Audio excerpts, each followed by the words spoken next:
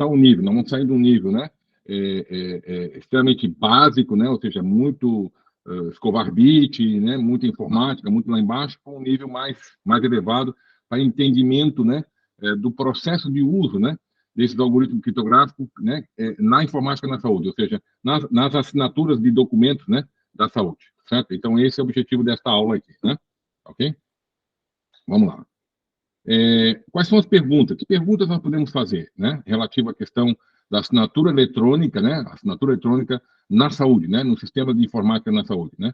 Quais tipos de assinatura eletrônica são adequadas ou devem ou deveriam ser usadas, aceitas, né, em sistemas de informática na saúde, né? Qual seria o que a gente pode fazer? Como a gente pode fazer? Qual que a gente pode selecionar? Qual que vale? Qual que não vale, né?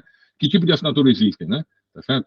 Que tipo de assinaturas eletrônicas são usadas em sistemas, pelo sistema de informática de outros países? Como é que os outros países tratam isso, né? Para a gente poder usar aqui no Brasil da mesma maneira, né? Ou seja, muito próximo, pelo menos, garantir algum tipo de interoperabilidade, né, entre a assinatura que nós usamos, né, aqui dentro, né, do país, né, nos nossos hospitais, nas nossas clínicas, né, no nosso sistema de previdência social, etc., e da mesma maneira que é usado lá fora, né, e até possa compartilhar, né, documentos, informações, dados, análises, né, enfim, acesso a todos os tipos de dados, né, e com garantia de autenticidade e segurança. Né? Então, para isso, é necessário uma revisão sistemática da literatura técnica científica para entendimento disso, né? Como é que foi feita essa aula, né? Nós fizemos um levantamento de registro de saúde, né? Em vários sistemas ao redor do mundo, né? Então, requisitos operacionais de segurança. Fizemos um tratamento, né? Um levantamento, né, da questão da privacidade, né? Tá, mas como é que é protegido um registro eletrônico de saúde, né? Sei lá, nos Estados Unidos, no Canadá, no Japão, né? Na Estônia, que é mais avançado, né? Como é que é feito isso, né? E principalmente com relação à questão não só da integridade, né? E da autenticidade, mas também do sigilo e privacidade, né? Como é que eu protejo, né? A informação de um determinado paciente, né? De um determinado médico ou de uma determinada clínica, né? Ou que informações eu posso proteger, né? De que maneira eu posso proteger algumas informações e outras não preciso proteger, né? Como fazer isso? Que técnica, que métodos existem para isso, né? Depois, nessa revisão que eu vou colocar para vocês aqui, né? Temos aqui uma revisão dos regulamentos de assinatura eletrônica usados ao redor do mundo, né? Então, vamos fazer um apanhado, né? Global, mundial, né? Europa, Ásia, Estados Unidos, América Latina, né? De entendimento de que tipo de assinatura eletrônica existem, né? Tá certo? E, obviamente, vamos fazer uma analogia com o sistema de assinatura eletrônica do Brasil, para que vocês entendam, né? E sejam críticos, né? Em relação àquilo que é estabelecido no marco regulatório brasileiro, né? Como sendo uma boa assinatura eletrônica, né? Eu vou mostrar para vocês, por exemplo, que aquilo que é estabelecido no nosso marco regulatório muitas vezes não é adequado, né? Não atende a requisitos na área de saúde, né? Então, vocês têm que, não burlar, mas vocês têm que utilizar alguns artifícios, algumas cláusulas, né? Alguns parágrafos da lei, né? Que permite você usar outros tipos de assinatura, né? Outras técnicas de assinatura eletrônica dentro do sistema de saúde, né? Vamos falar um pouquinho sobre a questão dos documentos eletrônicos, a representação e segurança de documentos eletrônicos em geral, né? E aí, obviamente, eu preciso dar uma ideia para vocês dos sistemas, né? Ou pelo menos das tecnologias, né? Da evolução tecnológica, né? Da principal ferramenta que provê serviços criptográficos. Porque, note, a gente estudou criptografia, tá, tudo bem, mas como é que a gente usa a criptografia? Como é que dá para usar na criptografia? Né? Não é simplesmente usar um método, não funciona assim, né? Nós precisamos a gente entender. Nós precisamos ter algum arcabouço, né? Nós precisamos ter uma infraestrutura para possibilitar que a gente utilize a criptografia de forma adequada, né? Ou seja, os nossos sistemas de informática possam utilizar, né, de forma simples, rápida, eficiente, todos os serviços, né, que a criptografia provê, né? Conforme a gente viu, né? Então, para isso a gente vai dar uma olhada na tecnologia, né, de infraestrutura, né, de criptografia para assinaturas eletrônicas avançadas, né, tá certo? Vamos dar uma olhadinha também em que tipo de serviço, né, essas tecnologias poderiam prever, mas poderiam ser muito úteis, né, na área da saúde, que, por exemplo, não tem no Brasil, mas tem em outros países do mundo, que é assinaturas redatáveis, assinaturas sanitizáveis, assinaturas em grupo, assinaturas em lote, né? São técnicas bem interessantes, né? E, obviamente, uma coisa muito importante, né, e não podia deixar de estar aqui nessa nossa revisão, nessa nossa aula, que é a preservação em longo prazo dos documentos de assinatura eletrônica. Ou seja, eu tenho uma série de documentos na saúde e eu preciso guardar isso. E ele precisa ser preservado, não pode ser apagado, não pode ser alterado, e precisa ser, normalmente, preservado, né, em longo prazo, ou seja, 1 ano, 2 anos, 10 anos, 50 anos, 100 anos, ou enquanto a pessoa estiver viva, ou mesmo depois, né? Tá? Bem, a primeira coisa importante, gente, a gente falou em criptografia, falamos em método, matemática e tal, mas acima disso está a questão da percepção da segurança, né? A percepção da segurança para as pessoas, para o sistema poder usar, ele precisa ter, né, uma certa confiança de que o que ele está usando de fato é seguro, né? Eu vou usar essa tecnologia, eu vou usar essa ferramenta, eu vou usar esse aplicativo, mas será que isso é seguro? Será que não vai trazer algum tipo de problema para mim, né? Então vamos ver aqui, ó. A Alice quer mandar um documento para a Beto, né? E ela quer assinar o documento para a Beto, né? Beto vai receber o documento, tá? E qual que é a preocupação da Alice? A preocupação da Alice é o seguinte, olha, se Beto receber um documento, ela pode ficar tranquila que toda assinatura, né, de documento, né, feito por ela, né, foi de fato feito por ela, e que não vai existir nenhum documento, né, que terá a assinatura dela, tá certo? Mas não foi ela que fez. Então, ela não vai precisar negar a assinatura, né? Então, um bom sistema, note que isso é uma definição genérica, né? Eu tenho um sistema qualquer lá, eu tenho uma solução qualquer, eu tenho, né, uma estrutura qualquer, e essa estrutura é boa, se ela é boa, ela tem que garantir esse pressuposto. Olha, se foi eu, ok, né? Se não fui eu, né, ninguém vai poder dizer que fui eu. Essa ideia da segurança. Mesmo que, não, mas alguém usou a tua chave privada, alguém usou o teu código, alguém acessou, pegou o teu token, o teu smart card, não, mas não fui eu, né? Então, a Alice tem o direito de negar, né? Então, obviamente que existem sistemas e sistemas, né? Existem tecnologias e tecnologias. Eu vou usar aquela tecnologia que me dá esse conforto, né? Esse conforto para a Alice, né? E para Beto, o que Beto quer, né? Por outro lado, Beto é quem recebe o documento, né? É o paciente, né? Que recebe o documento, ou a instituição lá de saúde que recebe um documento de alguém da área da saúde, né? Tá? Então, Beto pode ficar tranquilo, né? De que é mínima a chance, a probabilidade, né, de que a Alice negou, né, que produziu, que assinou, que enviou um determinado documento, né? Mas se ela negar, né, eu vou ter um conjunto de evidências aqui que eu posso utilizar, né, posteriormente para provar que foi ela, né? Não necessariamente, né, essas evidências são imbuídas, são incutidas, são imersas, né, no documento, mas são evidências, mas por aí, a Alice é uma paciente, a Alice esteve no hospital, né? A Alice sabia que tinha determinada situação, ela precisava tomar determinada droga, ela teria que assinar aqui um contrato, não sei o quê, né? E ela assinou, e depois ela disse que não assinou. Não, mas ela estava aqui, ó, tá aqui, tem uma câmera, filmou ela com a canetinha lá, assinando, etc, né? Tá? Então, essa percepção e essas evidências são importantes, né? Essas evidências, normalmente, elas ficam armazenadas num ambiente, né? Num ecossistema, né? São evidências que não necessariamente estão junto ao documento, não necessariamente estão dentro do próprio sistema que você está usando, mas ao redor. E isso, obviamente, vai ser usado pelos juízes. Depois vou ter um slide falando sobre não repúdio, sobre essa situação particular, né, da percepção da segurança, né, tá certo? O importante é o seguinte, olha, o ideal é que ninguém precisasse negar, o ideal é que não tivesse fraude, o ideal é que não acontecesse, né, os problemas, né, tá? E vamos tratar os problemas, né, quando ele existe, né? Vamos considerar seguro, e se acontecer alguma coisa, a gente trata, a gente informa e tratar a partir, né, de um sistema de gestão dessas evidências que podem provar, né, a segurança dos sistemas na informática da saúde, né? Ok? Então, se alguém tiver alguma dúvida, a gente pode escrever ali no chatzinho, que eu estou com um chatzinho ligado aqui no outro computador, né? Tá? E aí eu consigo ler, né? Ok? O que é uma assinatura, né? O que é uma assinatura boa, né? Ou seja, como eu posso definir a segurança de uma assinatura eletrônica? Quando eu falo em assinatura eletrônica, gente, eu não estou vinculando a uma tecnologia. Eu não estou dizendo que a assinatura com criptografia, por exemplo, né? Chave pública, chave privada, nada disso. A assinatura eletrônica é aquela feita, né, através de equipamentos eletrônicos, de computadores, né, de qualquer equipamento eletromecânico, né, eletrônico e tal, né, cuja informação é eletrônica, eu assino, né, tá certo? Qualquer tipo de assinatura, não vinculado a uma tecnologia específica, né? Então, a assinatura eletrônica, em geral, né, tem a seguinte definição de segurança, né? A assinatura eletrônica, ela é boa, ela é útil, se for muito baixa a probabilidade, né, for irrisória a probabilidade, né, do alegado signatário, negar, né, ou ter que negar que assinou um dado documento. Né? Então, essa ideia, essa filosofia que tem por trás da assinatura eletrônica. A assinatura eletrônica podia ser, por exemplo, um documento colando, né, um desenho, né, uma figura, uma imagem, o nome da pessoa no documento, vai lá e cola, né, cola. Né, só. É uma assinatura eletrônica. Né? Ele está escrito, ou escrever o nome da pessoa, é uma assinatura eletrônica. Mas se esse método, se essa forma de assinar eletronicamente, chamada assinatura eletrônica simples, né, não ter problema, as pessoas aceitam, né, e não existe nenhuma chance de alguém burlar, né, esse tipo de assinatura, né, ou é muito mínima chance de acontecer, você detecta facilmente, né, pelo ambiente, né, pelo ecossistema, então tá bom, né, funciona, é bom. Né.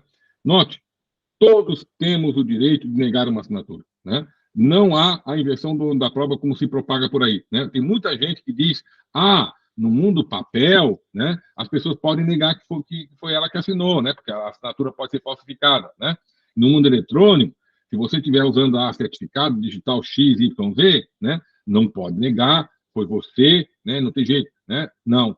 Mesmo no mundo eletrônico, é possível e nós temos o direito, né, de negar, se assim foi o nosso desejo, se assim aconteceu. Né. E note que quem recebe o documento, quem tem a mensagem, né, é que tem que provar que foi eu que assinei. Né? Não é o signatário que tem que provar que ele assinou. Quem assina é quem recebe. Né? Da mesma maneira que acontece no mundo do papel. Né? Então, essa é a ideia, né, que tem por trás da assinatura. Então, se você tentar inverter isso, você vai colocar a máquina à frente do homem, né? A máquina à frente de qualquer coisa. E a máquina pode fazer alguma coisa que você não quer, né? Tá certo? Isso não é bom. Né? Então, temos que manter realmente o ônus da prova para o recipient, o destinatário do documento, das mensagens, do sistema. Né? Então, se tiver alguma pergunta, novamente, escrevam aí no chatzinho. Né? Bom, que tipos de assinaturas eletrônicas existem? Né? Basicamente, dois tipos. Basicamente, no mundo inteiro, tem dois tipos. Tem o que a gente chama de assinatura eletrônica simples, né?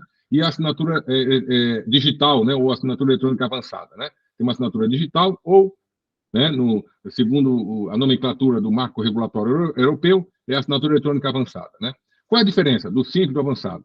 O simples, né, ele é qualquer técnica de marcação, né, da vontade do signatário. Né? Então, você tem um documento Word lá embaixo você escreve, né, lá embaixo, Ricardo Custódio. Escreveu um texto. Né? É uma assinatura eletrônica simples. Né? Ou você entra no sistema e tem um botãozinho lá para você escolher um radio button lá, né?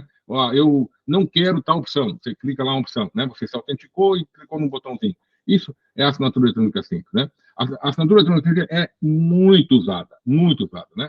Quando, por exemplo, se você vai no Twitter, né? Ou se você vai numa rede social, no Instagram, né? E você posta lá, né? Uma determinada mensagem, um determinado pensamento, uma determinada declaração tua, né? Aquela declaração é assinatura eletrônica simples. Né? Porque existem evidências que podem ser usadas, né? Que foi você que publicou, que você colocou aquela mensagem no Twitter, né? E você, se você faz uma calúnia, você pode ser processado, né, por aquilo que você colocou, né? Então, a assinatura eletrônica simples, ela é muito usada, né? E ela tem eficácia probatória, ela vale juridicamente, né? E não tem nada de criptografia aqui, né? Tá certo? É simplesmente uma assinatura simples, né? É copy, cola, né? Você pode pegar um desenho, um nome e colocar no documento. Ou você pode botar uma imagem, ou você pode simplesmente ter, né, botar um xizinho, botar um tracinho, enfim. Tem muitas maneiras, né? É muito amplo, é muito diverso, né? A forma como você pode gerar, né, a assinatura eletrônica simples, né? Já a assinatura digital, né, é o termo usado nos Estados Unidos, nos países de common law, né? Os países que trabalham com lei minimalista, né? Ou seja, com leis mais enxutas, né? Que são agnósticos em termos de tecnologia, o pessoal chama a assinatura eletrônica que tem a criptografia de assinatura digital. Então, a assinatura digital usa criptografia, né? Tá? Em geral. E a assinatura eletrônica avançada é o termo usado na Europa, né? Tanto faz. A gente pode chamar de assinatura digital ou assinatura eletrônica avançada, né? Tá certo? Então, lembrando, os Estados Unidos e todos os países, né, ligados fortemente aos Estados Unidos, como Canadá, Austrália, né, Ásia, etc., né, utilizam o termo assinatura digital. Então, assinatura eletrônica simples e assinatura digital. Na verdade, até o termo simples eles não usam, né? Eles chamam de assinatura eletrônica e assinatura digital, né, para contrastar, né? A assinatura eletrônica é a simples e a assinatura digital é que usa criptografia, né? Já no marco regulatório europeu, né, no mundo europeu e dos países que são fortemente, né, influenciados pela Europa, o pessoal chama de assinatura eletrônica avançada, né? A assinatura avançada é aquela que usa criptografia, né? A que não usa criptografia é a assinatura eletrônica simples. Né? Bom, dentro da avançada, gente, dentro da assinatura eletrônica avançada ou da assinatura digital, nós podemos ter um conjunto, né, de processos, né, de assinatura que, quando esses processos seguem boas práticas e seguem recomendações, né, ou seja, se você segue e é verificado e é auditado, né, que você segue normas, né, segue padrões, né, para produzir assinatura e para poder verificar a assinatura, então nós chamamos as assinaturas que seguem essas normas, né, de assinatura eletrônica qualificada. Então, a qualificada é um caso particular da assinatura eletrônica avançada, né? Ou seja, a assinatura qualificada é um caso particular da assinatura digital, né? Ela é qualificada porque alguém disse que aquela assinatura foi produzida, né, seguindo determinados critérios, determinados requisitos, né? E por isso as pessoas podem confiar, né? Certo? Então, essa é a diferença entre a assinatura eletrônica simples, a assinatura eletrônica avançada ou digital e a assinatura qualificada, né? A assinatura qualificada, note que a assinatura eletrônica qualificada é um caso particular de assinatura digital ou assinatura eletrônica avançada, né? Professor, tem uma dúvida, curiosidade que tive esses dias sobre a assinatura eletrônica. Pode perguntar, meu caro. Renata, desculpe. Professor, a que a gente tem no Assina UFSC e no Gov é a digital ou avançada, né? Eu ia perguntar isso também. O pessoal no Brasil, né? Olha só, o Brasil, né? O Brasil tem essa, o Brasil seguiu, quer dizer, vamos fazer o seguinte, Renata e o demais, né? Eu vou ter um slide que eu vou falar sobre o marco regulatório brasileiro, né? E aí eu vou mostrar a diferença entre o que o Brasil considera como assinatura avançada, né? E o que o Brasil considera como assinatura qualificada, e vou fazer uma crítica em relação a isso, ok? Pode ser? Tá, perfeito. Porque eu ia perguntar justamente isso, se essas assinaturas que a gente tem aqui, né, valem lá de alguma coisa, mas eu acho que daí depois a gente comenta sobre isso. Não. Do ponto de vista jurídico, né, de eficácia probatória, todas as assinaturas têm eficácia probatória. A assinatura eletrônica simples vale, a assinatura digital avançada, né, ou, né, a assinatura avançada, vale, a qualificada também vale, todas valem, entendeu? Tá, entendi. Se eu Renata, né? Renata, se eu pego o meu Twitter, vou lá e te calunio, né? Chamo você de alguma coisa, né? Você pode me processar? Pode, né? Sim ou não? Pode. Mas eu não assinei digitalmente o meu tweet lá. Aí, mas você pode me processar? Pode, né? Pode. Entendeu? Então, aquilo que eu coloquei lá é a assinatura eletrônica simples, né? Porque tem evidências, né? Tá certo? E vale, juridicamente vale, né? Pode ser usado como prova contra mim, entendeu? Compreendeu? Então, assim, se você manda um e-mail, né? Se um médico, vamos supor, né? Um médico, manda um e-mail lá para a enfermeira, enfermeira, gostaria que você ministrasse tal droga aqui no paciente X, né? E o paciente morreu por causa da droga, né? Aquele e-mail que o médico mandou, vale como prova de que foi o médico que mandou e que a culpa não foi da enfermeira? Sim ou não? Vale. Vale. E está assinado digitalmente? Não. Mas está assinado, sim, porque é um e-mail que veio do médico e foi para a enfermeira. É a assinatura eletrônica simples, compreendeu? Simples, entendi. Tá. Então, assim, do ponto de vista de marco regulatório, de eficácia probatória, né, todas as assinaturas valem, tá? Todas têm a mesma validade, né? Não tem. A questão o que pega é como você prova que aquilo ali é verdadeiro, né? Certo? Então você tem que ter evidências, né? Obviamente, na assinatura simples, as evidências são mais difíceis de serem obtidas, às vezes, né?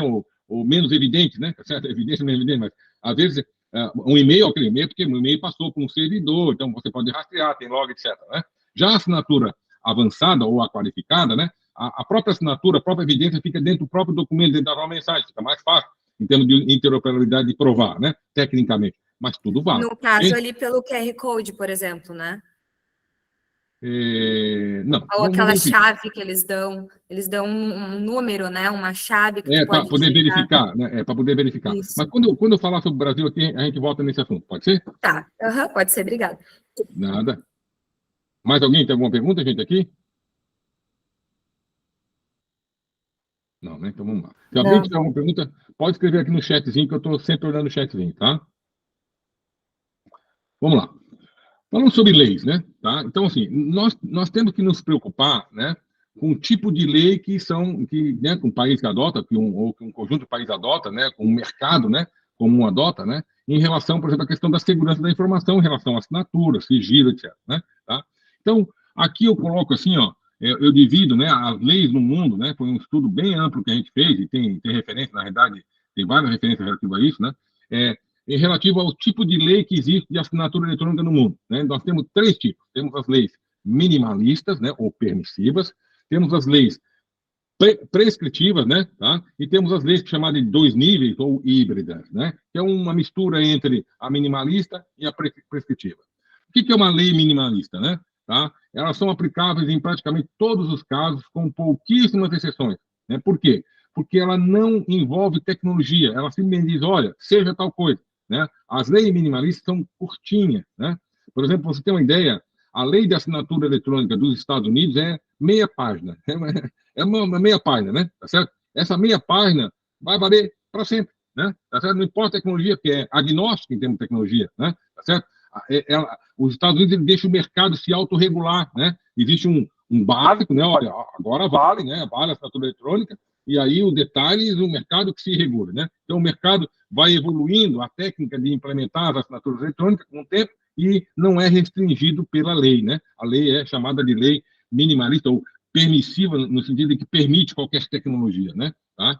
Tem um maior nível de segurança para o envolvido, porque os envolvidos podem escolher a sua tecnologia, né?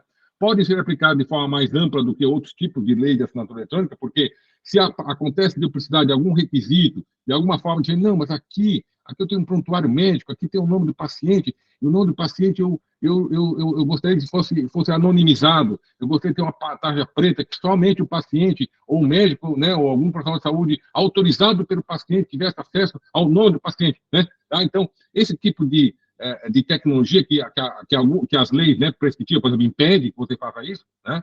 Na lei minimalista está aberto, né? Você pode usar qualquer tipo de tecnologia, qualquer tipo de algoritmo, né, para garantir a segurança, né, integridade, autenticidade e sigilo, né, com privacidade dos dados, né. O que mais?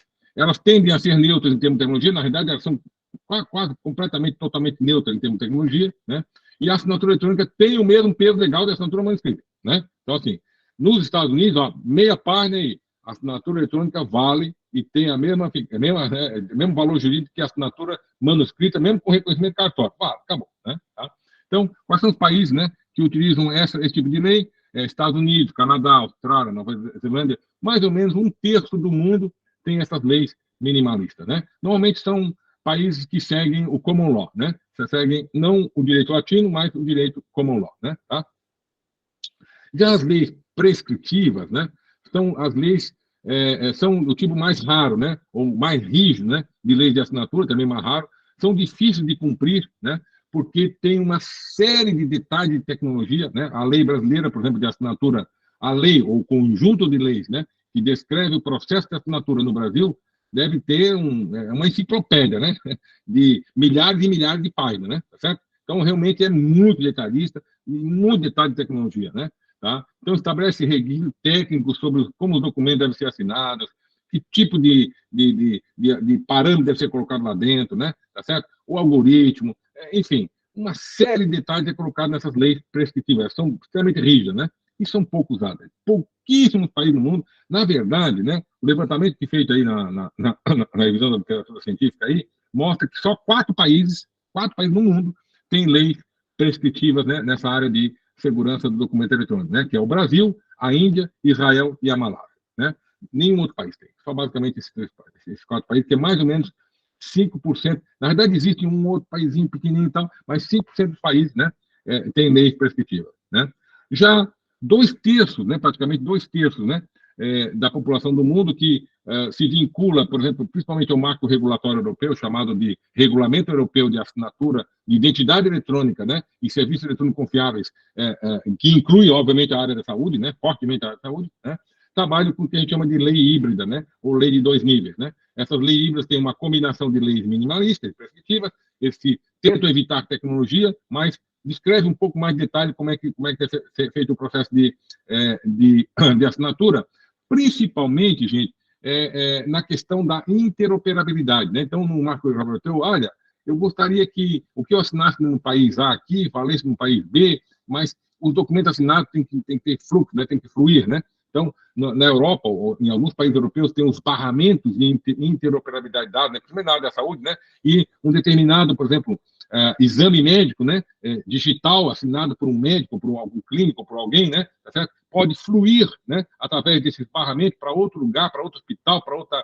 né, outro país, tal, e o cara que recebe consegue ler, consegue ver, consegue identificar, né, aquele arquivo digital e consegue saber a autenticidade, integridade, né, segurança, né? Então, tudo é bem feito, né? Então, esse é o tipo de lei, né, lei europeia, né? Então, tem a Europa, todos os países da Europa utilizam isso, a China, a Coreia do Sul, né? Em torno de 60% dos países do mundo utilizam essas leis híbridas, né? Ok? Alguma pergunta? Não? Não, tranquilo, né? Tá, vamos lá. Podemos dividir o mundo, gente, né? Então, aqui um pouco mais de detalhe em relação ao regulamento, né? Aos regulamentos. Podemos dividir o mundo em dois tipos gerais de leis, né? Que descrevem os processos, né? Para garantir a segurança das mensagens e documentos eletrônicos, né? E isso, obviamente, inclui, né, a questão da área da saúde, né? Quando eu falo em regulamento de assinatura, quando eu falo em assinatura eletrônica, eu não estou falando só do ser humano, tá, gente? Estou falando da máquina, estou falando lá do tomógrafo computadorizado que assina lá um determinado arquivo que ele fez uma medição, ele fez lá um exame e tal, ele gera um arquivo, aquilo é assinado pelo tomógrafo, pelo equipamento, pela máquina, né? Certo? Então, isso aqui, esse regulamento prevê, né, que máquinas também assinam, tá certo? Então, máquinas também têm que garantir integridade, máquinas também têm que garantir autenticidade, né? Tá? Então, o mundo divide, né, os regulamentos em basicamente dois tipos. O regulamento que chama de regulamento geral, né, que é o regulamento dos americanos, canadenses, australianos, etc., né, que divide a assinatura digital, né, a assinatura eletrônica, ou a eletrônica simples, e a assinatura digital. A eletrônica é qualquer coisa e a assinatura digital utiliza a criptografia. Note que, para o marco regulatório, né, a assinatura digital é um caso particular de assinatura eletrônica, né, que é toda assinatura eletrônica, né, toda assinatura digital é também uma assinatura eletrônica. Né, a assinatura digital,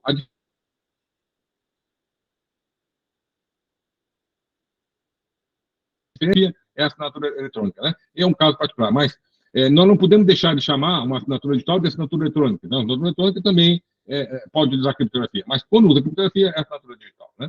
Já o regulamento europeu, que permeia, né, o resto do mundo, né, certo? Que é a lei híbrida, né? Tá? Nós temos lá, eles dividem, né, a assinatura em dois grupos, né? Uma ele chama de assinatura eletrônica, né? O outro ele chama de selo eletrônico, né? A assinatura eletrônica é quando o ser humano assina. Quando envolve o ser humano, quando envolve o paciente, o médico, né, a enfermeira, né, quando envolve a pessoa, o ser humano, eles chamam de assinatura. Quando é uma máquina que assina, um equipamento, né, um hardware, né, certo? Um software, né, certo? Aí é selo eletrônico. Então, mensagens e documentos podem ser assinados eletronicamente ou podem ser selados eletronicamente, tá? Então, e aí, obviamente, a classificação dentro, né? Dentro também tem a assinatura eletrônica avançada e a assinatura eletrônica qualificada. A qualificada é aquela que tem lá, né? Segue determinadas regras, né? Segue determinados requisitos, né? E foi auditado, né? Foi provado que segue esses requisitos, né? Tá certo? Já o selo é a mesma coisa. Tem um selo eletrônico avançado e o selo eletrônico qualificado, né? Então, se eu recebo um determinado, sei lá, resultado, né? Um raio-x, eu recebo de uma máquina que foi assinada, né? Que usou selo, que foi selado eletronicamente de forma qualificada, né? Eu tenho uma presunção de validade mais forte, né? Porque efetivamente foi aquela máquina que foi verificada, que foi auditada, né? E aquilo ali é muito forte, né? Dizendo, olha, não, a máquina errou, né? E está aqui a prova, né? Muito fácil de você fazer esse tipo de coisa, né? Tá? Então, o mundo divide, né? O regulamento, né? As leis, né? Nesses dois ambientes aí, né? Como funciona a questão no Brasil, né? Agora vamos entrar no Brasil. Então, coloquei aqui, né, no meio desse slide aqui, nós temos um comparativo da lei, do regulamento brasileiro, né, ou seja, das leis brasileiras de assinatura eletrônica em relação à lei minimalista, que é a lei geral, a lei americana, e a lei, né, o regulamento europeu. Né? O Brasil está no meio, porque o Brasil tem, na nossa lei, na lei brasileira, né, ela prevê, né, a assinatura eletrônica simples, como eficácia probatória, prevê a assinatura eletrônica avançada, mas a assinatura eletrônica qualificada, né, ela não é do tipo híbrida, né? Ela não é agnóstica em termos de tecnologia. Né? A lei eletrônica qualificada é a lei que vincula a ICP Brasil. Né? Então, se você usar a ICP Brasil, que é uma lei que a gente chama de prescritiva, né? Certo? é uma lei prescritiva, uma lei rígida, extremamente rígida, né? É a SCP Brasil. Então, a SCP Brasil é a assinatura eletrônica qualificada, né? Já a assinatura eletrônica avançada no Brasil, ela não é prescritiva, é uma lei híbrida, né? Ela não tem tecnologia, ela não vincula a tecnologia, então ela é mais flexível, né? Certo? Do que a assinatura eletrônica qualificada, né? No Brasil. No Brasil, nós não temos selos eletrônicos, né? O marco regulatório brasileiro, né? Utiliza o mesmo termo, né? Assinatura eletrônica, tanto para máquina, né? Quanto para seres humanos, diferente do marco regulatório europeu, né? Tá? O que acontece com isso, né? O que acontece, gente, quando a gente olha para essa figura aqui, para essa imagem aqui, né? Aqui no meio, né? Nós temos o seguinte: a assinatura eletrônica avançada, né? Ela é flexível, ela é fácil de fazer, né? Ela é muito segura, usa criptografia, usa inteligência pública, mas ela tem flexibilidade, ela pode atender, né, a inúmeros requisitos, né, na área da saúde, né, em que a assinatura eletrônica qualificada não atende. Porque a assinatura eletrônica qualificada é a SCP Brasil, e a SCP Brasil foi feito para única e exclusivamente assinar determinados tipos de documentos sobre determinada situação, né? Então, ela não tem flexibilidade. Por exemplo, a questão da privacidade, né? Da questão de você assinar um documento botando no nome do paciente lá uma tarja preta. Isso não é possível fazer com o CP Brasil, né? Então, nós necessariamente precisamos usar a assinatura eletrônica avançada, né? Vocês perguntaram sobre a questão da assinatura da Assina USP, né? O Assina, que usa certificado CP-Edu, a assinatura do governo, né? O Assina Gov lá, né? Que é a assinatura do governo, né? Tá? Do Gov-BR, né? Essas assinaturas, elas não são CP Brasil, porque elas não seguem os requisitos, né? Aquilo que é prescrito, né? Na ICP Brasil, né?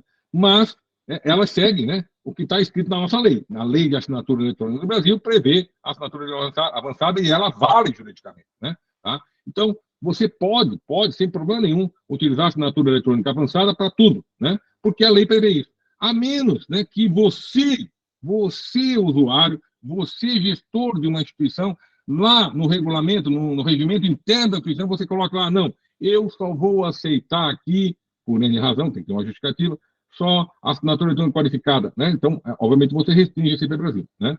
Mas, se você não colocar isso lá, se você deixar, não, eu sigo a lei brasileira de assinatura eletrônica, então, tudo vale, né? Ou seja, vale o que está escrito na lei, né? Então, essa é a diferença, né? O que ocorre também, gente, existe um problema no Brasil de mercado, né? Uma questão financeira, uma questão de business, né? Tá? A ICP Brasil, ela é muito boa, né? Ela é extremamente segura. Quando você tem um documento assinado pelo Brasil, pô, muito bacana, né? Porque você pode assinar lá um documento de transferência lá de imóvel, você pode fazer um monte de coisa, né? Com o ICP Brasil, e você terá um conforto, né? De segurança maior, né? Do que da assinatura avançada. Apesar da assinatura avançada também valer, né? Mas, em termos de conforto para a pessoa, não, peraí, né? Eu estou com a assinatura ICP Brasil, né? Então, tem um conforto aí, né? Mas, nesse caso, né? Tem um custo, né? Tem um custo, né? Esse custo é caro, quer dizer, o certificado de Brasil, a assinatura de Brasil, ela é cara, né? Nós temos mais ou menos 2% da população brasileira tem acesso, né, à assinatura eletrônica qualificada no Brasil, porque as pessoas, é muito caro, R$300, R$400, R$500 a cada 3 anos, né? Ou seja, em torno de R$100 por ano, é muito dinheiro para as pessoas, né? Então, o cidadão médio brasileiro, né, o cidadão brasileiro em geral, não tem dinheiro para comprar um certificado ICP Brasil ou para utilizar a assinatura eletrônica avançada, porque está vinculada, né, à ICP Brasil, né? Tá? Então, obviamente, eu vou usar a assinatura eletrônica avançada, que é muito mais barato, que é muito mais fácil, e tem a mesma eficácia probatória, e é tão seguro quanto a assinatura qualificada. Não tem o conforto, né? Não, garantia total, não sei o quê, não tem. Mas funciona, né? E é bem feito, né? E é interessante notar também, em relação à lei brasileira, né? Porque o Gov.br, a assinatura eletrônica do Gov.br, por exemplo, é do governo, né? O governo dá, eu garanto, né? E aí diz, mas não vale tanto como a outra, do próprio governo, né? Então, existe uma discussão muito grande, né? Dessa questão da comparação, né? Entre a assinatura eletrônica avançada e a assinatura qualificada no Brasil, né? Tem muita gente que defende, não, as duas valem igual, não tem diferença, pode usar uma, pode usar outra. Mas tem uma questão que as empresas que trabalham com certificado de CB Brasil, né? Gastaram muito, investiram muito dinheiro, autoridade de registro, né? Tal, e eles precisam ganhar, né? Oi, professor. Eu estou com uma dúvida, que fica uma dúvida. Por exemplo, a gente tem as assinaturas, quando o médico faz uma prescrição eletrônica ali, ele tem que usar uma assinatura, essa que seria a assinatura eletrônica qualificada. porque é específico. Tem a diretriz daí, acho que talvez o Carlos pode ajudar, e a Renata também, que os prontuários, eles também teriam que ser assinados, deveriam ser assinados eletronicamente. Nesse sentido, seria essa assinatura eletrônica qualificada ou somente assinatura eletrônica avançada? Veja bem, a ICP Brasil, né, é a assinatura eletrônica qualificada, né? A qualificada, ela segue determinadas normas e critérios, né, e é chancelada, né? Ela é auditada, né? Tá certo? Então, se duas pessoas forem trocar alguma mensagem, né? Eu e você, né? Vamos fazer um acordo entre nós dois aqui, né? E a gente tem uma garantia instantânea de que ninguém vai, que eu não vou poder negar, que eu não vai poder negar, né? Então a gente vai lá e usa a qualificada, né? Agora, quando é uma relação, né, entre um médico, né, e os pacientes dentro do hospital, né, uma relação entre nós e o governo entre a gente, entre as empresas, né, não tem problema nenhum, né? Inclusive do ponto de vista legal, de utilizar a assinatura eletrônica avançada, né? Tá? É uma questão só. Note a diferença entre o que está aqui no Brasil. O Brasil está com aquela cor diferente a minha assinatura eletrônica qualificada em relação à Europa, né? Na Europa, gente, é livre. As empresas que prestam serviços, né, de provedor, né, de assinatura eletrônica qualificada, é livre. Qualquer empresa, né, que siga determinadas regras lá, pode, eu estou prestando serviço aqui, um portal de assinatura, ou uma ferramenta, não sei o quê, e a assinatura qualificada, e vai lá e registra, né? No Brasil, não. O Brasil é um monopólio. É só aqui no Brasil. Não tem outro. Só essa, né? E isso custa muito dinheiro. Então, o grande questionamento está em relação ao custo, né? Você não dá acesso para as pessoas, né? Você força e não acessa. Note, os médicos, né? Os médicos, vocês que são médicos, o pessoal que é médico, tem, sabe, a carteira do médico, né, esse documento de identidade, né, do Conselho Federal de Medicina, né, tem um chip, e ali tem um certificado digital, né, CP Brasil, foi colocado lá no passado. Quantos médicos utilizam esse chip? Raro. Eu, sinceramente, nunca vi um médico utilizando esse chip. Eu não vi, né, talvez vocês tenham visto, né, tá certo? Mas, assim, é muito raro, né, por quê? Porque é difícil, é complicado, não tem interoperabilidade, tem que ter uma leitora, não funciona a leitora, né? E aí acaba os médicos utilizando outros métodos, né, de assinatura eletrônica avançada, por exemplo, ou mesmo utilizando alguma modificação que foi feita no marco regulatório brasileiro, né, que é permitir que você tenha a tua chave privada na nuvem, né? Na nuvem. Hoje é possível você adquirir um certificado digital CP Brasil e a chave privada fica num provedor de serviço confiável na nuvem, né? Tá certo? E você usa na nuvem, mas quando está na nuvem, alguém está guardando a tua chave lá na nuvem, né? Tá certo? Então, você é médico, né? A tua chave está na nuvem. Ok, você tem acesso, mas o cara que cuida da nuvem também tem acesso, né? Tá? Então, se alguém quiser gerar uma mensagem lá, assinar um documento, né, em teu nome, né, sem você saber, o cara vai poder fazer, né? Tá certo? Então, é uma coisa assim, difícil de você crer, né? Na verdade, não é a questão da difícil de crer, mas é assim, alguém, você tem que confiar em alguém, né? Você confia nesses caras, confia na nuvem, confia e pode, né? Se quiser, né? Se tiver um poder lá de corrupção lá, o cara pode usar a tua chave privada para assinar. Você entregou, né? Entregou sobre custódia, né? A tua chave privada, que a tua chave privada pode ser usada para assinar documento e você não tem nenhum controle sobre isso, né? Por isso que no caso do Brasil, né? O CNJ, o Conselho Nacional de Justiça, está criando todo um mecanismo, toda uma legislação diferente para permitir que a assinatura eletrônica avançada seja utilizada em todo o judiciário brasileiro, né? Então, a ideia é nós, talvez, nos aproximar mais do marco regulatório europeu em termos de requisitos, né, de assinatura eletrônica avançada e qualificada, né, e quebrar com esse monopólio que existe e fazer com que todos tenham acesso, né, a qualquer tipo de sistema de assinatura, não importa se seja simples, avançado ou qualificado, né? Não sei se respondi a pergunta de vocês, gente. E esse monopólio que você fala é das autoridades certificadoras. Que sim, é dinheiro, né, cara? Não pode tirar o ganha-pão deles, né? Isso no Brasil, né? Tá? Mais alguma pergunta? Esse é o custo do Brasil, né? Tá certo? Isso não tem ideologia, gente. É o custo do Brasil, né? Tá? Então, vamos lá. Mas, como eu confio? A questão, a assinatura digital, ela é confiável por si só, né? Itself, né? Não. Para eu poder confiar em alguém, confiar numa assinatura, eu preciso que alguém me diga que essa assinatura é válida, né? Eu preciso de uma âncora de confiança, né? Tá certo? E isso tem que ser feito de duas maneiras distintas. Pode ser feito hoje com a tecnologia de duas maneiras distintas. Ou a partir de provedores privados de confiança, ou a partir de listas de confiança, que é a técnica mais moderna, né? Listas de confiança. O que são os provedores privados de confiança? Na máquina, né, no equipamento, no computador de vocês, no smartphone, gente, vocês têm repositórios, né? E esses repositórios, esses bancos de dados, essas tabelas, né, estabelecem as âncoras de confiança em que tipo de assinatura, que tipo de certificado, que tipo de serviço a tua máquina vai considerar como sendo confiável. No momento que você abre o seu computador ou abre o seu celular, ele diz, olha, bota um dedinho lá dentro, tá ok, né? Isso aqui vale, né? Entendeu? Porque ele verifica, é ele que verifica para você, não é você que verifica, né? Quando tem um documento eletrônico, você abre o documento eletrônico no seu computador, né?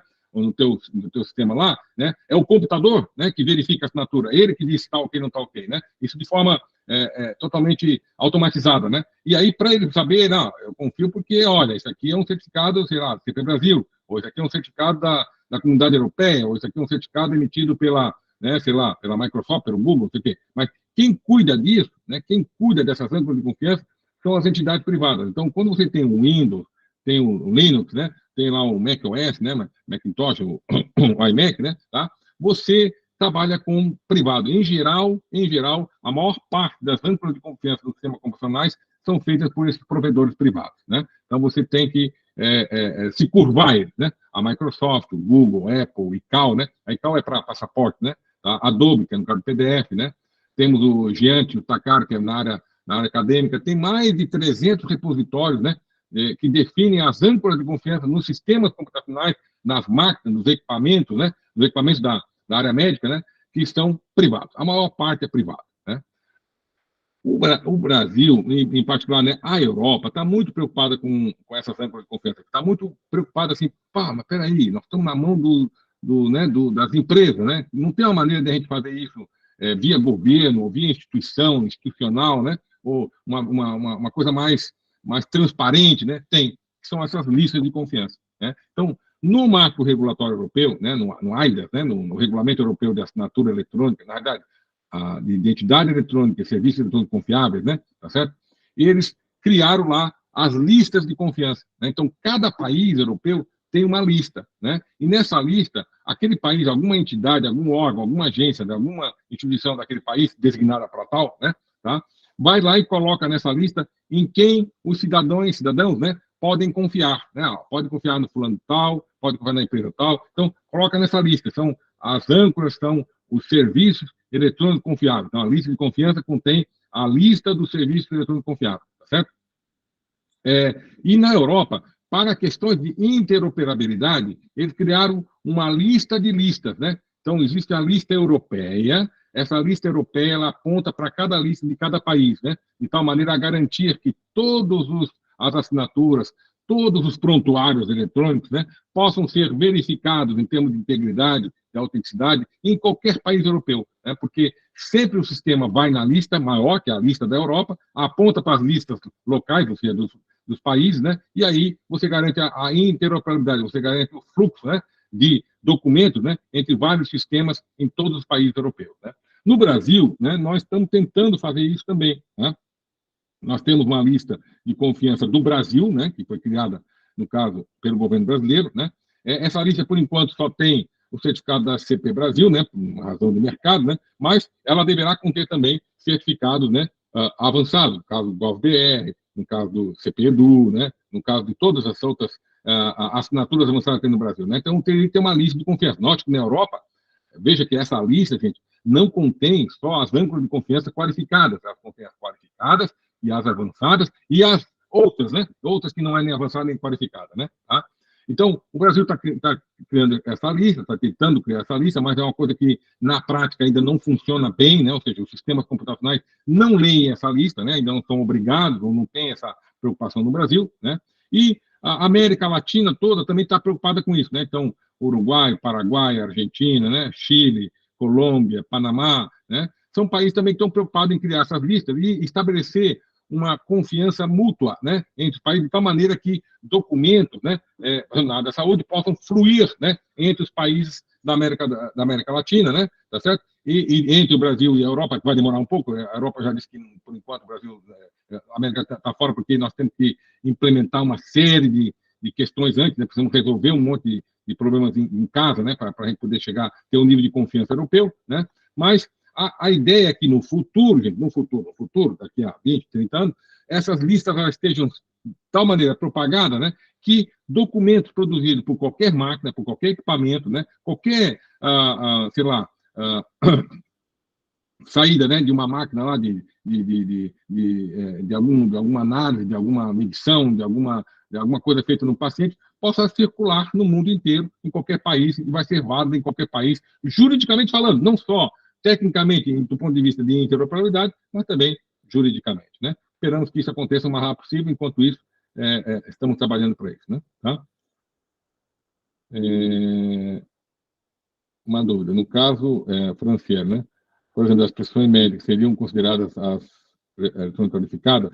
Né? Veja, Franciele... Professor, a Francilise perguntou, ela acabou perguntando aqui pelo áudio, já foi respondido, já.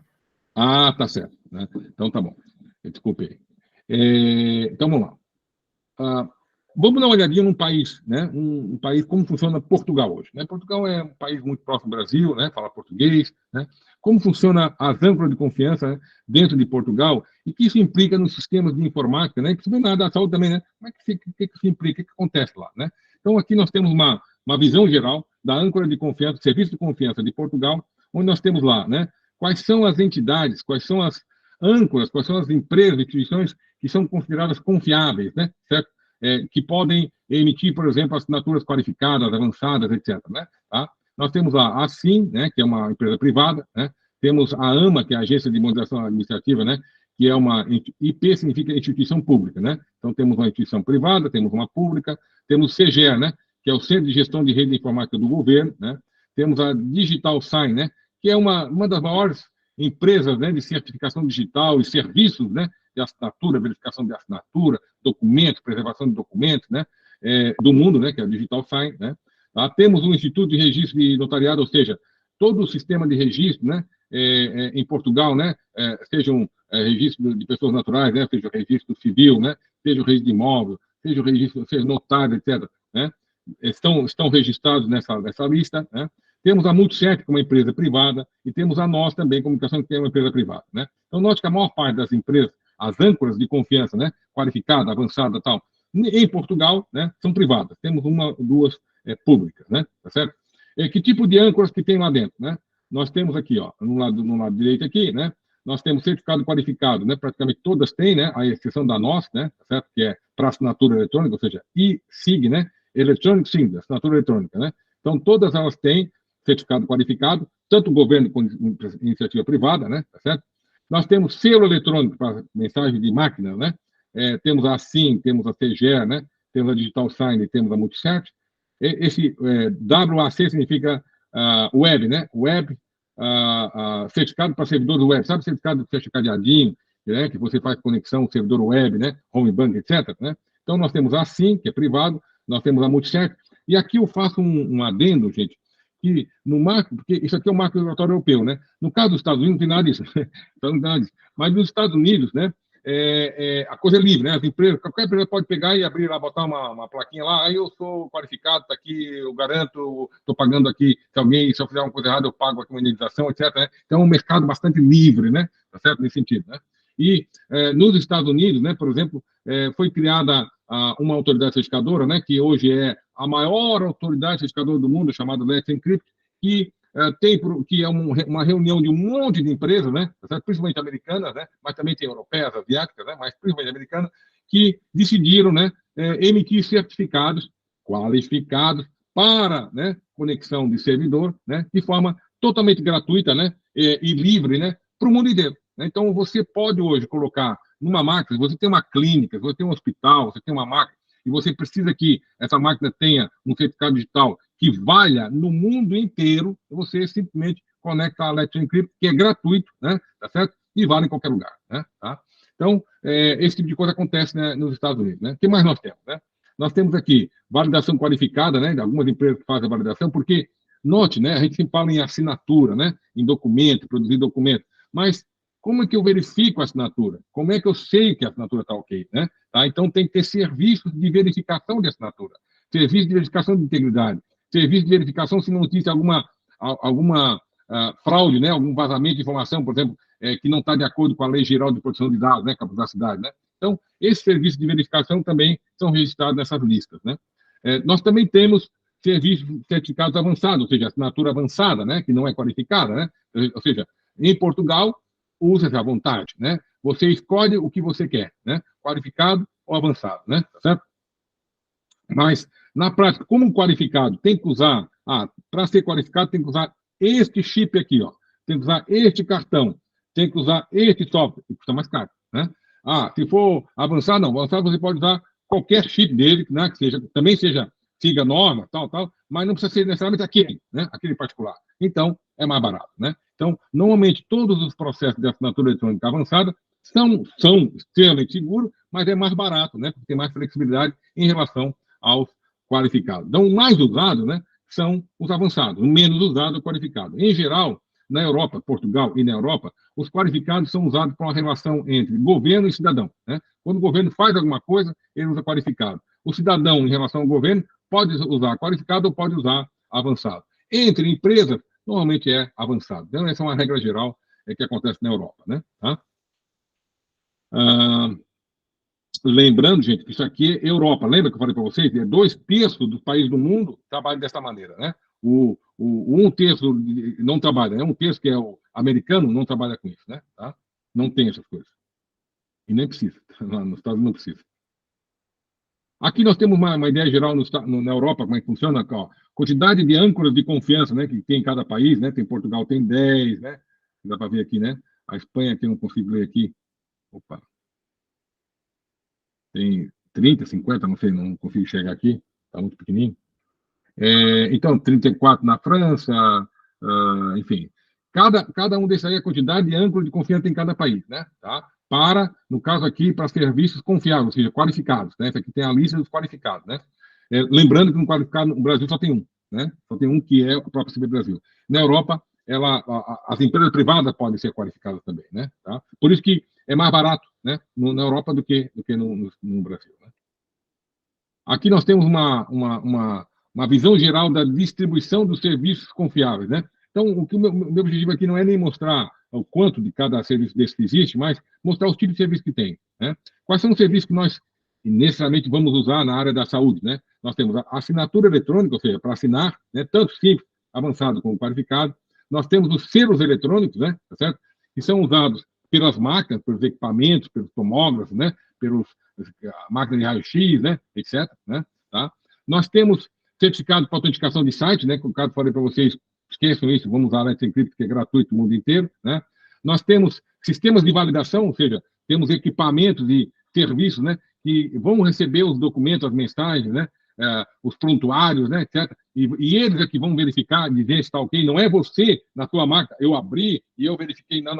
Você tem um documento, será que é? Você tem que submeter a um serviço de validação, né? Para ter certeza absoluta de que aquela assinatura é válida do ponto de vista tecnológico, né? Que tem as evidências necessárias para você provar de que é autêntica, né? Que é íntegra e pode provar a origem, né? O que mais? Nós temos serviço de preservação de assinaturas, né? E documentos eletrônicos de longo prazo.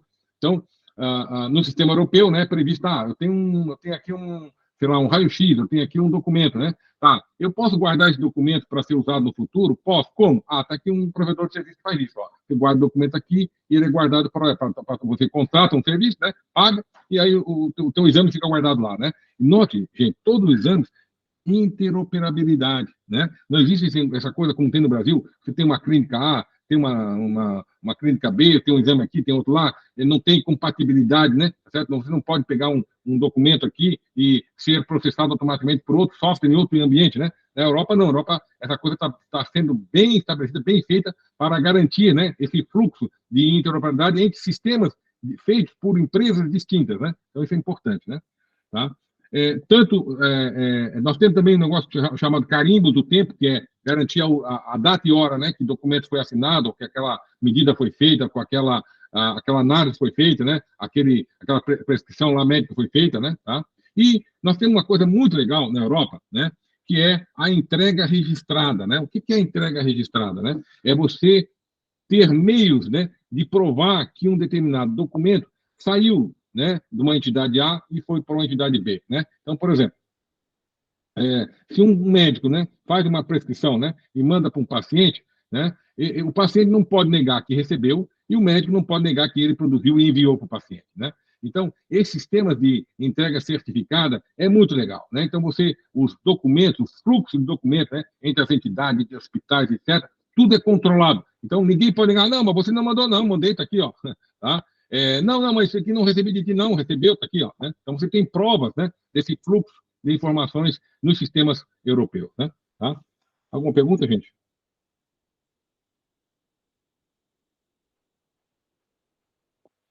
Então, vamos lá. Aqui tem uma lista de serviços por país, né? Então, aí dá para ver que a Espanha, né, é um dos países que mais tem serviços eletrônicos, né, mas está mais avançado em termos de quantidade, né? Tá certo? Depois nós temos a França, temos a Itália, né? Tá? A Estônia, né, por incrível que pareça, né, tem bem pouquinho, mas a Estônia é tão pequenininha, né? O pouco que ela tem é muito, né? Tá certo? Que é o país mais avançado, né? Hoje nós temos mais ou menos 235 provedores de confiança, ou seja, que prestam serviços, né? Tá? Para todas as entidades, né?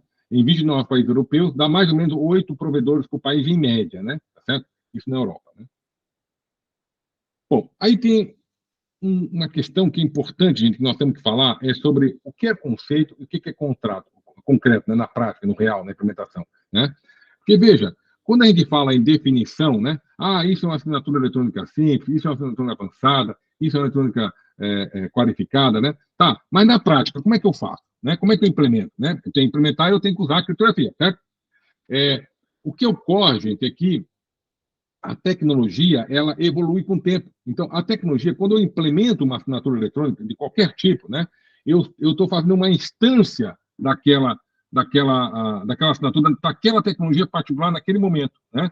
E aí, isso pode não ser perfeito, ou seja, aquilo que você implementa na prática, você diz, olha, a assinatura eletrônica tem essas propriedades aqui, mas na hora de implementar, você não tem todas as propriedades, né? Então, por exemplo, uma coisa que acontece muito no Brasil, né, as pessoas, acontece muitas vezes, né, uma pessoa morre, né, a pessoa faleceu, né, foi a óbito, né, e a pessoa tinha lá um certificado digital. A família, né, ou alguém, continua usando o certificado digital da pessoa para fazer as transações eletrônicas, né, para assinar mensagem, por algum tempo, né, por N razões práticas, né, tá? Mas não podia, né. De acordo com a lei, né, se a pessoa morre, o certificado tem que ser revogado, mas na prática não acontece isso, né. Então, é porque a tecnologia, ela não prevê isso, né? Outra coisa que a tecnologia não prevê, por exemplo, se alguém invadiu, de alguma maneira, conseguiu roubar o meu cartão, né? Conseguiu pegar lá, né, um bandido e tal, começou a assinar documento no meu nome, né, a implementação hoje que nós temos da assinatura eletrônica no Brasil,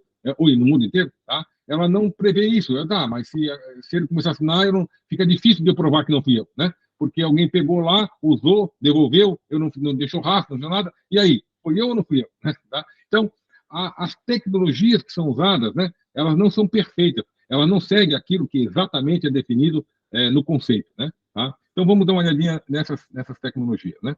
Como é que evoluiu isso? Né? Como é que evoluiu essa questão da garantia da segurança da informação, né, dentro dos sistemas de informação geral e, obviamente, dentro dos sistemas de informação na saúde, né?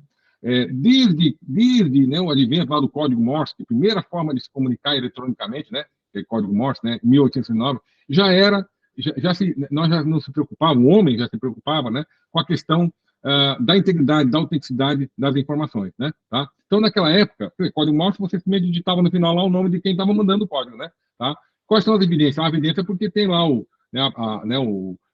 profissional lá que digitava lá o código Morse, o cara que lia, né, que escrevia no papel, né, tá? Então, existe uma série de evidências que, não, foi o cara, tá aqui, ó, eu li isso, né, tá? Então, são evidências que são utilizadas, né?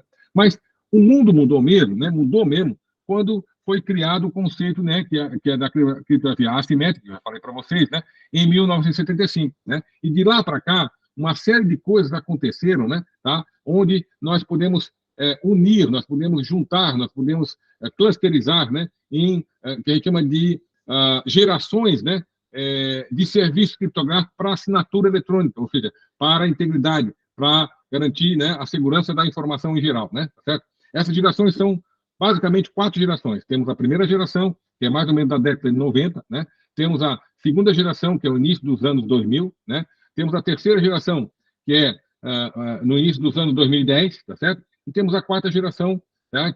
Ela começou agora, né, no 2020, mas ela ainda está em fase de consolidação, ainda não tem disponibilidade para ela total, né? Tá certo?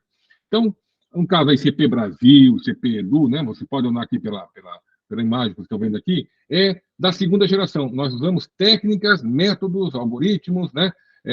E tudo que existe de tecnologia, né? De segunda geração. A segunda geração ela é melhor do que a primeira geração, né? Em vários aspectos, mas ela é pior do que a terceira geração. Já o marco regulatório europeu, né? O AIDAS, né? Que é o regulamento europeu, é de terceira geração, ele é mais avançado. Então, a assinatura eletrônica avançada na Europa, ela é mais avançada, né, do que a assinatura eletrônica avançada no Brasil, né, do ponto de vista de tecnologia, né? Tá? Vamos lá. Como é que essas gerações, né, como é que funciona essa coisa? Quando você tem um documento, né, um documento eletrônico, você tem a parte binária do documento, né, que é aquilo que fica na memória do computador, e tem a parte visual, aquilo que você vê, né, do documento, né? Então, você vê uma coisa, mas o computador está tratando com os binários, lá, com os bits da memória do computador, né? E a grande crítica que tem em relação a esse modelo de documento eletrônico, né, é que o sistema, que você tem que usar um sistema computacional, um equipamento, né, que assina o documento por você. Então, esse sistema, ele assina a memória, ele assina o bit, ele não assina o que você vê, né? Por isso que o pessoal chama isso de você assina, né? Nem sempre o que você assina é o que você está vendo, né? É uma grande crítica que existe às primeiras gerações, da primeira geração e a segunda geração de ferramentas, né? De infraestrutura de chaves públicas, né? De técnica de criptografia para prover, então, mecanismos de assinatura avançada, né? Tá? Então, vamos lá. Nós temos a primeira geração, segunda geração, terceira geração, quarta geração, e a diferença entre elas, gritante, é a primeira geração, o foco é na chave, né? Utiliza sistema de certificação digital chamado PGP, onde as pessoas cuidavam das chaves, né?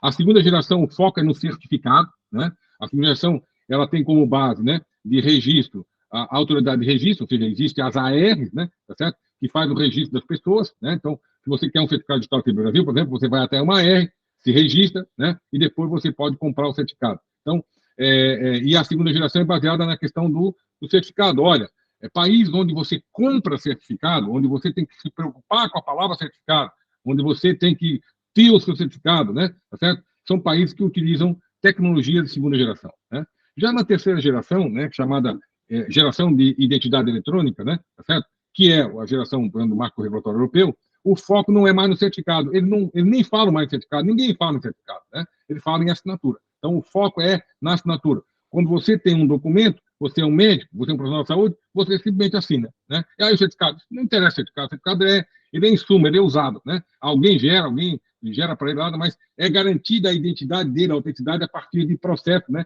de identificação eletrônica, né? Então, o foco da terceira geração é foco na assinatura. E a quarta geração, que é uma geração ainda que não está disponível no mercado, ainda não tem produto, ainda está muito incipiente, né? Que o foco é no consenso, né? Ele tenta resolver questões de acesso à informação, né?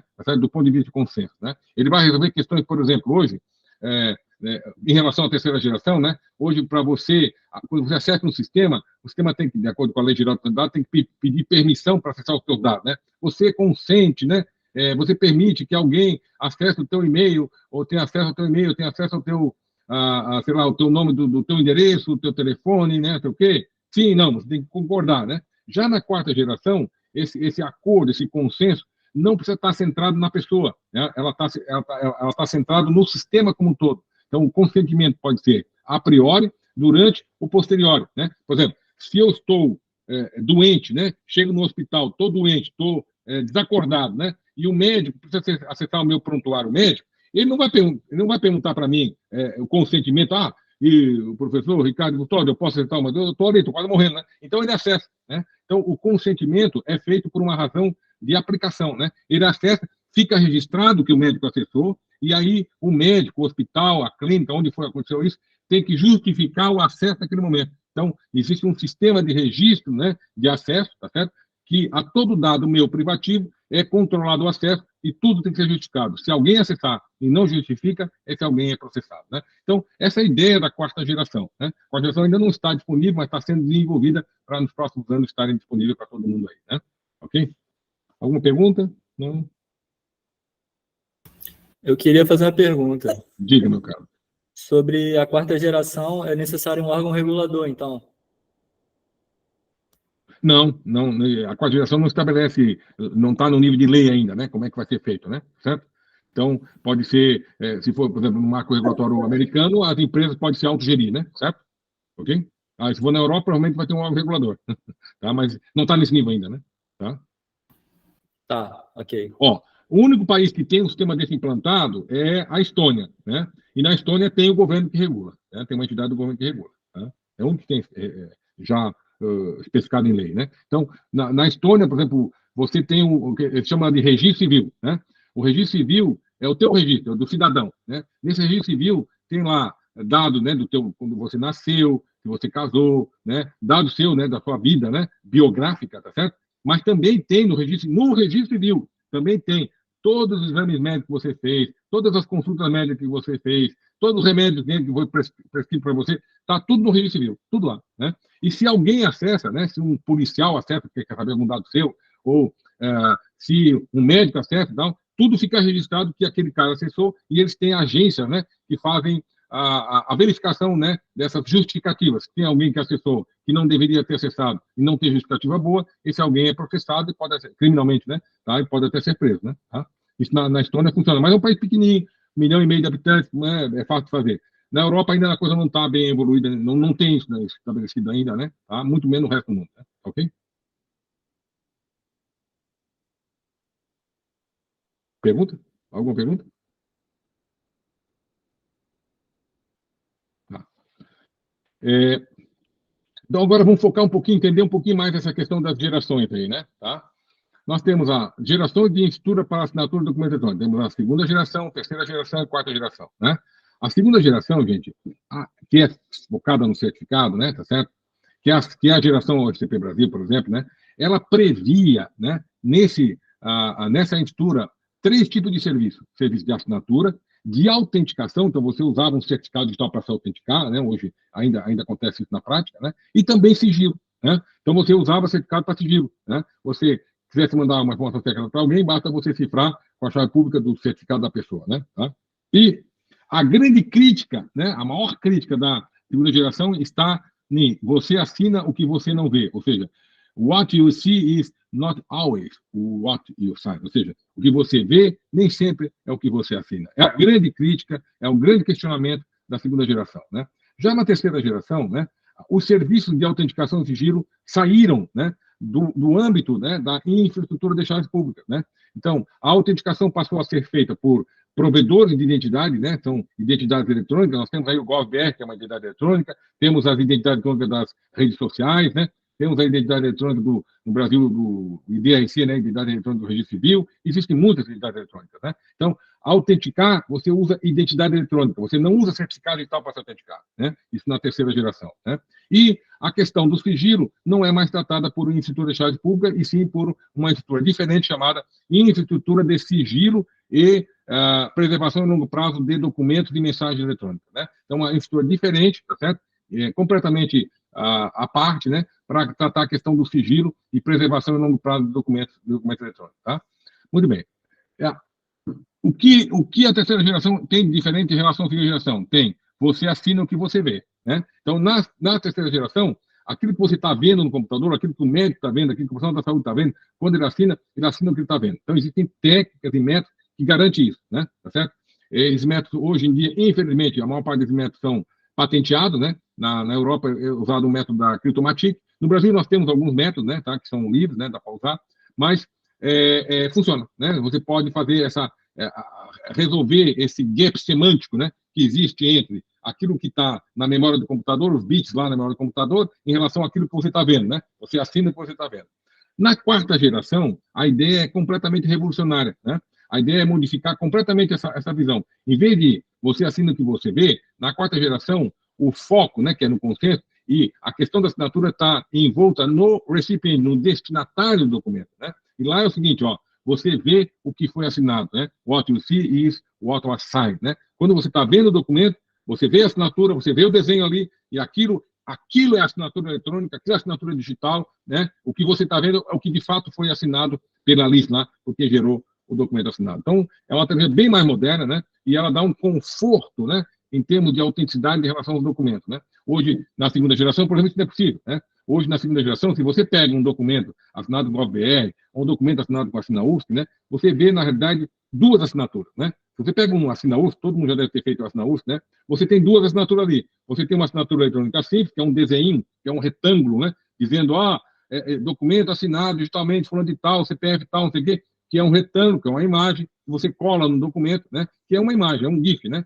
É uma imagenzinha que é colocada no documento lá. E tem a assinatura eletrônica avançada, a assinatura digital, né? Que fica por trás, né? Então, esses documentos que nós temos, portais do GovBR e Assina-USP, né? Tem duas assinaturas, né? Mas existe um gap, né? Um gap semântico enorme, né? Semântico e técnico, né? Não existe um bind, conexão entre a assinatura digital, né? A assinatura com binário lá da criptografia e aquela imagem que é colocada ali, né? Tanto que existem muitos documentos na universidade, né? Que o pessoal simplesmente copia, né? Ele pega lá o documento PDF, ele pega a assinatura de alguém lá, ou seja, a assinatura eletrônica simples, né?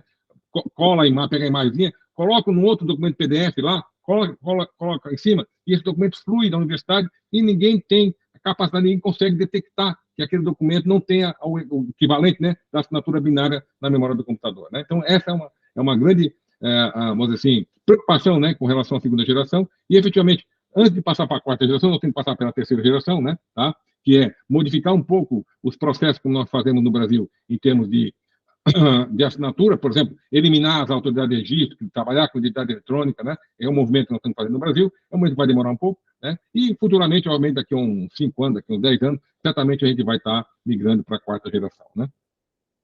Alguma pergunta, gente? Vamos lá.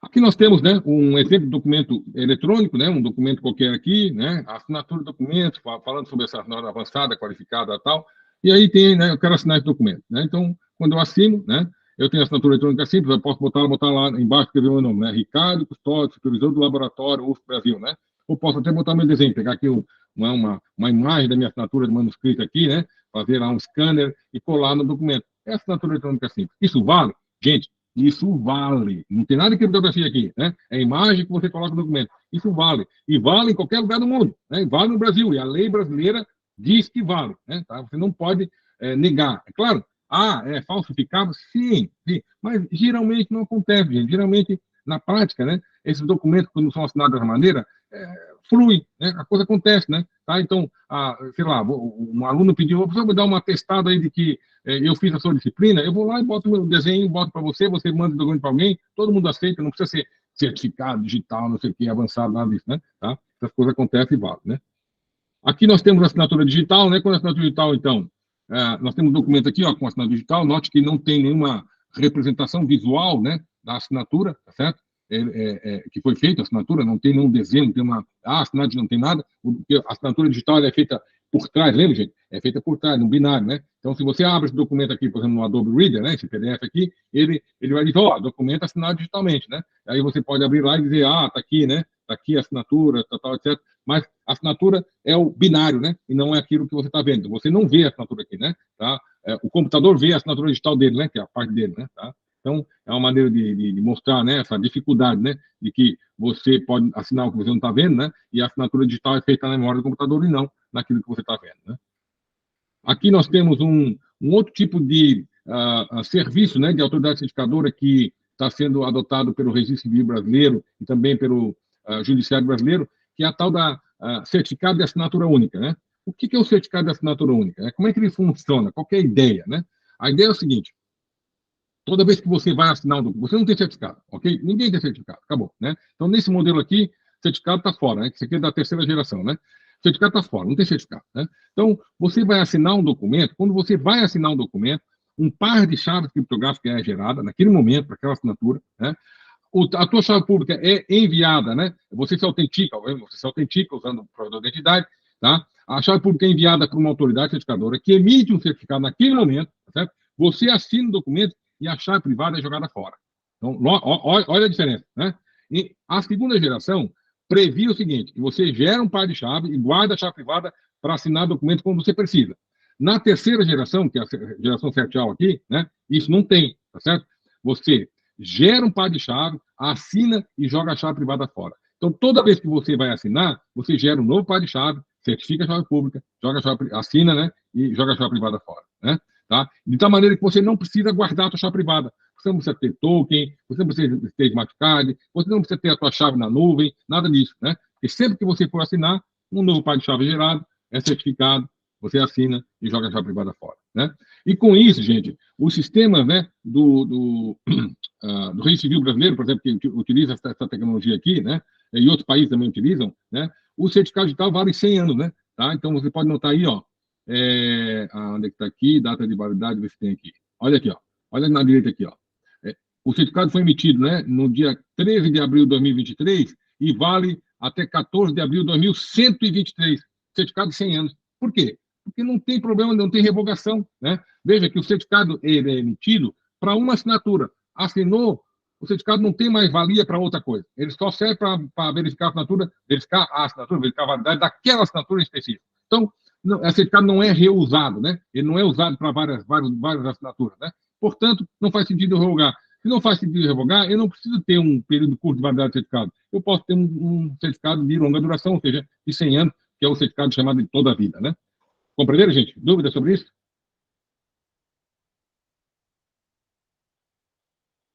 Então, lembrando que no Brasil, né, o registro civil, né, o judiciário brasileiro está começando a utilizar isso aqui.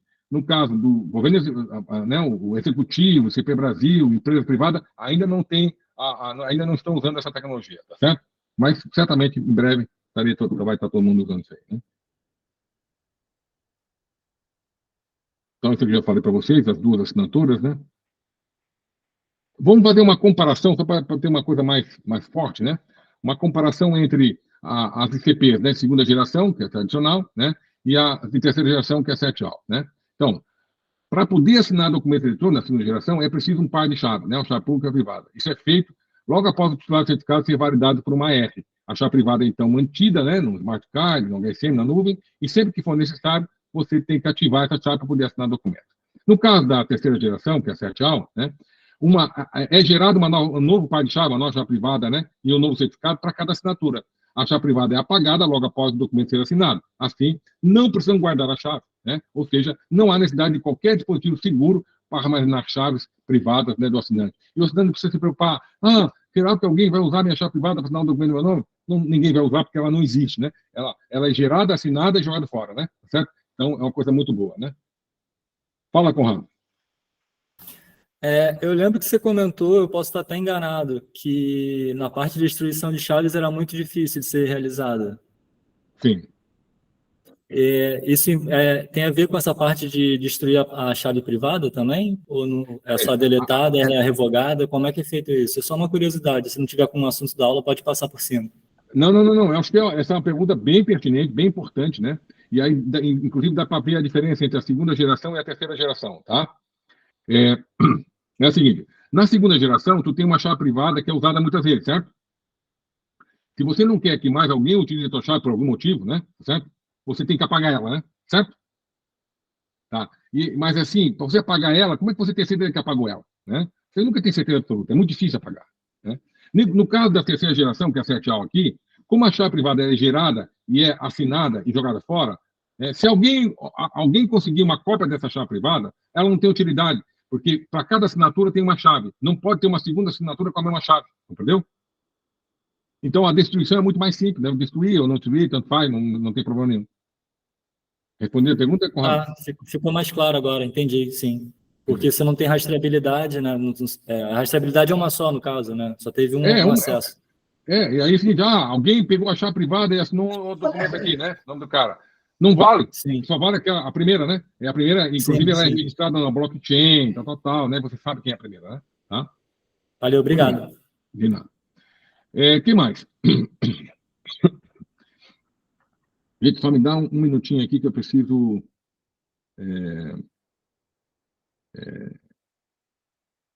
resolver um problema na minha garganta. Só um minutinho.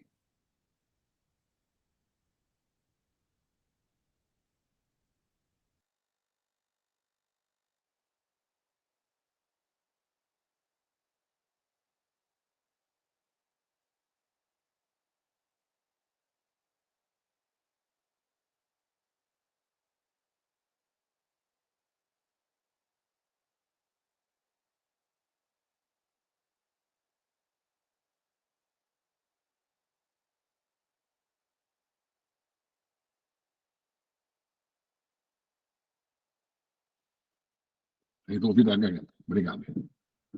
Então, o que mais?